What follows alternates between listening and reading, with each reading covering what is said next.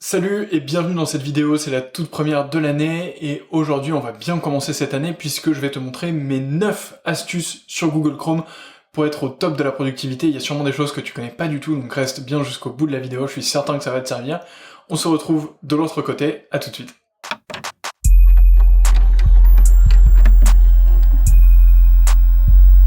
Et voilà, on se retrouve juste derrière mon ordinateur pour te montrer mes 9 astuces sur Google Chrome. La première concerne les groupes d'onglets. Alors, tu peux sur Google Chrome créer des groupes d'onglets. Par exemple ici, j'ai 3 groupes qui concernent 4212. Le premier, c'est ici un post Instagram que je suis en train de faire sur le podcast qui sort lundi, qui sort au moment même où sort cette vidéo.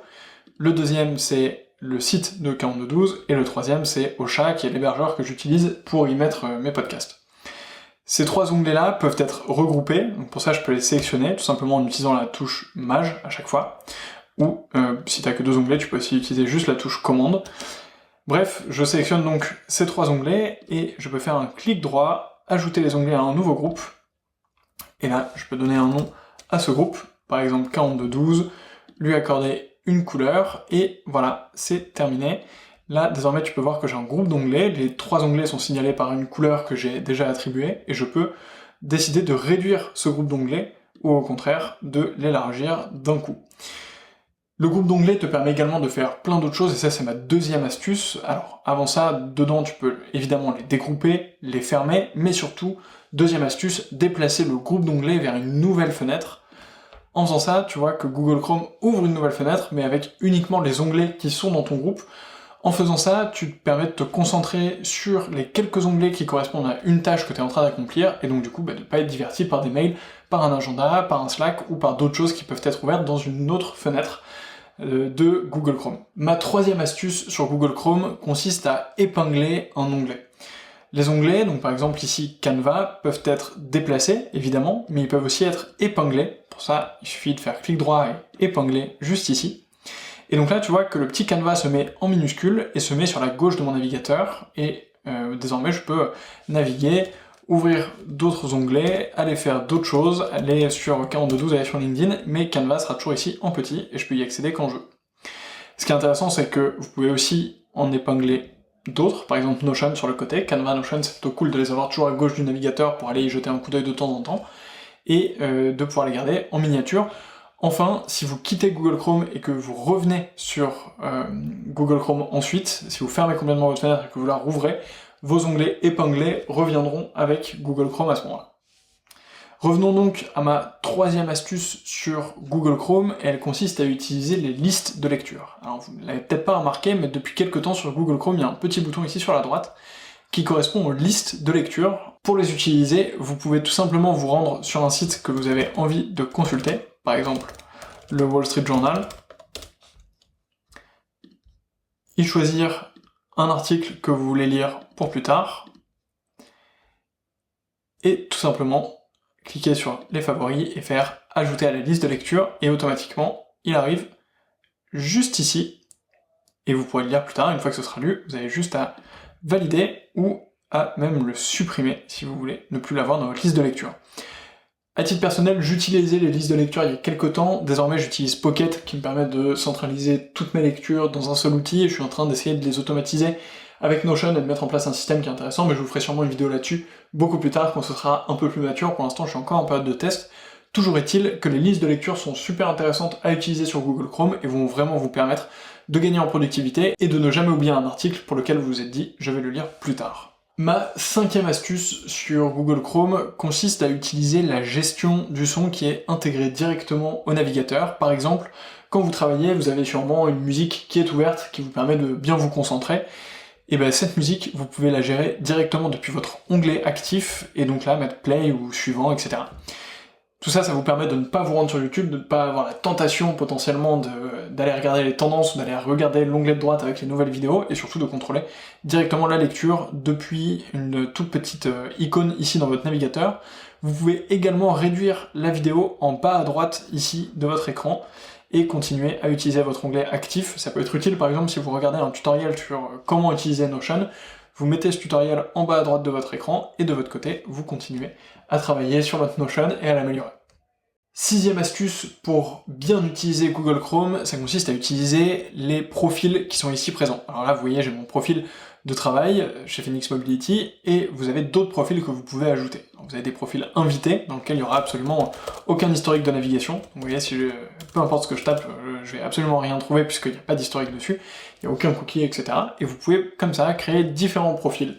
Ça peut être utile si vous avez un seul ordinateur, si vous êtes freelance par exemple, ou indépendant, ou même dirigeant d'entreprise, vous utilisez sûrement majoritairement un seul ordinateur. Pour ça, sur Google Chrome, vous pouvez créer deux personnes, une personne pour votre travail et une personne pour un élément un peu plus perso, pour un side business que vous êtes en train de lancer, et comme ça, ça va vous permettre de cumuler les profils, de cumuler les préférences, et d'avoir à chaque fois des espaces de travail qui sont bien séparés. Ma septième astuce sur Google Chrome consiste à utiliser la puissance de la page de démarrage.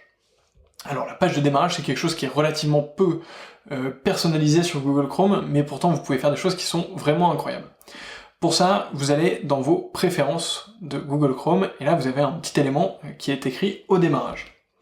Et dessus, vous pouvez choisir ce que vous voulez afficher au moment où vous démarrez Google Chrome. Soit vous ouvrez la page Nouvel onglet, qui sera du coup assez traditionnel, soit vous avez la possibilité de reprendre là où vous vous êtes arrêté dans votre précédente navigation, ou mon élément préféré, ouvrir des pages spécifiques en fonction de ce qui est important pour vous. Donc de mon côté, dès que j'ouvre Google Chrome, j'ai Notion qui arrive directement, et ça me permet potentiellement d'aller vite gérer mes habitudes, de vite voir ma to-do, de vite voir mon deuxième cerveau, ou de vite voir l'ensemble de mes pages quand j'ai quelque chose à gérer. Vous pouvez aussi utiliser l'élément utiliser les pages actuelles. Donc par exemple là j'ai Canva, Notion, le Wall Street Journal et la page nouvel onglet d'ouverte.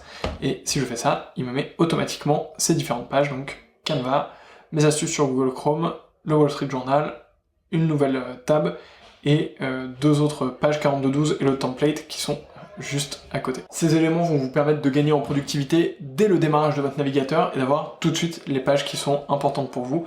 De mon côté, je vais à nouveau supprimer celle-ci et je vais remettre Notion qui est bien plus safe pour moi. Enfin, mon avant-dernière astuce sur Google Chrome est de bien gérer vos notifications. Vous savez, quand vous allez dans des sites e-commerce, vous avez toujours un petit onglet qui s'ouvre en haut à gauche, une petite page qui s'ouvre en haut à gauche en vous disant est-ce que vous acceptez que ce site vous envoie des notifications. À titre personnel, je n'accepte jamais ces notifications puisque c'est que des éléments qui vont m'interrompre et je veux surtout pas qu'on vienne m'interrompre quand je fais quelque chose sur mon navigateur, c'est sûrement que je suis en train de travailler. Pour ça, vous pouvez aller dans Paramètres, Confidentialité et Sécurité, Paramètres des sites, et juste ici, vous allez avoir l'onglet Notifications. Ici, vous avez l'opportunité de gérer, soit les sites peuvent vous demander l'autorisation de vous envoyer des notifications, soit les sites peuvent vous demander l'autorisation d'envoyer des notifications, mais ce sera que de manière très discrète, en haut à gauche, sur le petit cadenas ou autre, donc ce sera vous qui pourrez activer ces notifications de manière vraiment proactive, mais vous ne serez jamais dérangé.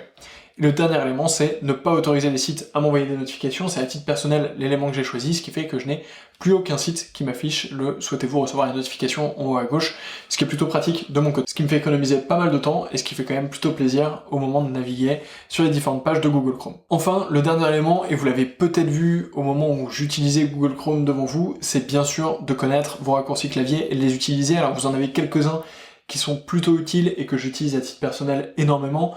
Le premier, c'est bien sûr option commande et les flèches de navigation pour passer d'un onglet à l'autre, donc option commande droite pour aller à droite, option commande gauche pour aller à gauche, évidemment. En faisant ça, je gagne pas mal de temps, ça me permet d'aller assez vite entre les différents onglets. Un autre raccourci que j'aime beaucoup, c'est commande L, qui permet de sélectionner l'URL de la page que vous êtes en train de consulter. C'est assez pratique si vous devez faire un copier-coller, par exemple, vous faites commande L, commande C, et vous pouvez copier automatiquement l'URL de la page que vous êtes en train de consulter.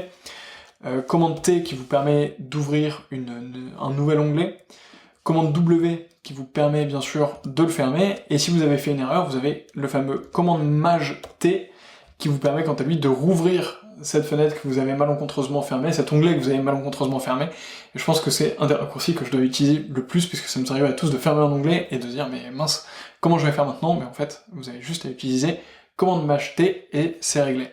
Il y a plein d'autres raccourcis, commande M vous permet d'ouvrir une nouvelle fenêtre par exemple. Bref, tous ces raccourcis, vous pouvez les trouver dans les pages d'aide de Google. Je vous ai mis le lien évidemment en description et vous pouvez aussi personnaliser vos raccourcis directement dans l'onglet paramètres. Et voilà, merci beaucoup d'avoir suivi cette vidéo. Tu connais maintenant mes 9 grandes astuces sur Google Chrome pour être nickel en termes de productivité. J'espère que ces astuces t'ont été utiles. Si c'est le cas, n'oublie pas de t'abonner à cette chaîne, mets un pouce bleu, et surtout, rejoins-nous sur 4212 sur la newsletter www.4212.fr. Tu trouveras tout ce qu'il faut, les anciens épisodes du podcast, et ton inscription à la newsletter. D'ici là, je te dis à la semaine prochaine, salut!